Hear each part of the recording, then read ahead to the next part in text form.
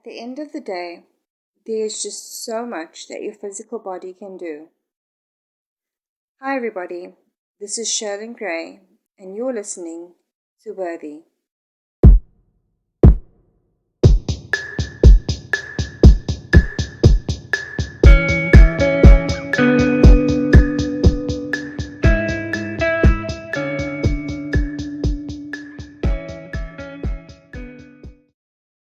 My passion, my desire, and my ideas are still governed by the physical me, and my circumstances also govern the limitation of what I have the ability to bring forth. So, essentially, our health should always be number one on our list of things to do.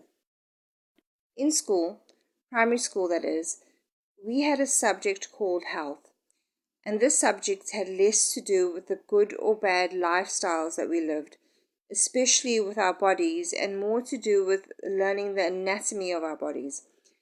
And now growing up, there was very little focus on eating the correct food, avoiding high consumption of junk food or regular exercise. My brother and I participated in running for school sports events and on the playground, but never something that we did in order to stay healthy. There was also no one in my immediate family who struggled with obesity, so no one focused on a healthy way of living. We were content with just sitting in the middle of our lives while the world spun around us. And basically, junk food at the time was a luxury. So once my parents could afford it, there was no turning back for us. Unhealthy food in our community was seen as a sign of basic wealth.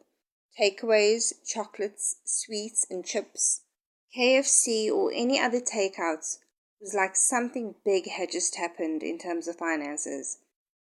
Never once did we see how living our lives consuming high quantities of processed foods would create health problems later down the line, and essentially create a way of life that we actually couldn't break free of. And even as I got older, I remember trying to adopt healthier ways of living myself, but by then we had already spent so many years in that same pattern of just eating unhealthily. It was just something that everybody did. All our neighbors did it, all our family did it. There was nothing alarming about it until it got to a point where it actually affected our health, that we really stopped and looked at the way we were living. Imagine waking up one day and telling a poet that they can no longer write, or a mathematician that she can no longer calculate or count in order to save their lives. This is what it feels like to a person with unhealthy eating habits that they've practiced their entire lives. Yet, in society, we see overeating as something that's relatively harmless, despite the overwhelming amount of evidence showing us how neglecting our diets can potentially kill us, and we think that it is something so easily adjustable throughout our lives. Yet, think about it. How easy is it to change a habit that became your lifestyle and then became your life? Let's face it, food softens the hardness of life. It's actually associated with life itself, with joy, family, love, and provision. All the elements that help us overcome hardship along the way.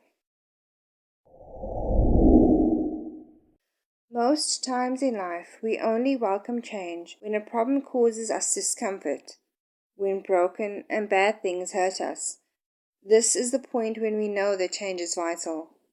But it's also the point when change is really hard, but never impossible. Most of my weight gain has happened in the last 5 months of my life. This year would have marked 5 years since I lost 30 kilograms of body weight after my daughter was born. But unfortunately, I don't have that story this year. I've gained almost all of it back. And I've only realized this year that I had been using food as a cushion my entire life. It was my crutch for all difficult circumstances. Because I had always been a slender woman, I never considered that my eating was something that needed to be fixed. This is something that I really think is so important, even with our own kids, because if we can't do it ourselves, how do we expect to teach our children to do better? And I mean, this is something that, like I said, I've only realized in the last year or so that it was a problem in my life, which I didn't realize before.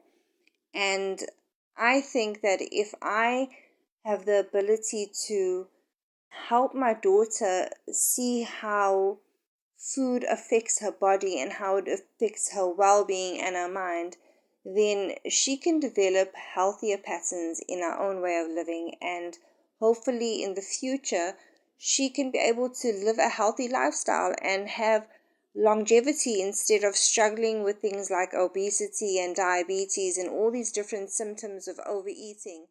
Everyone seems to be struggling in some way with some element of their eating, and I think it's something really, really important going forward in my own life, particularly, that I need to try and grab a hold of in order to be able to help my daughter grow in a better way.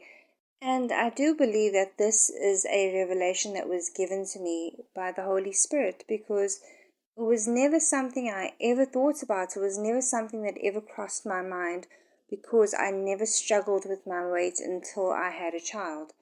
It just never occurred to me that this could have been a problem for me. Many people find themselves trapped in a life which is killing them simply because their initial purpose was meant to keep them alive.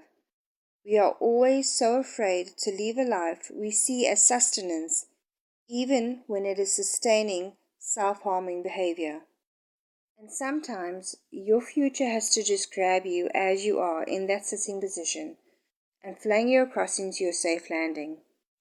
A saying that I live by for others is, whatever you are doing in someone's life, be proud of it. And if you can't be proud of it, then stop doing it. It's time for me to be proud of what I'm doing in my own life. So until next time, take care and God bless.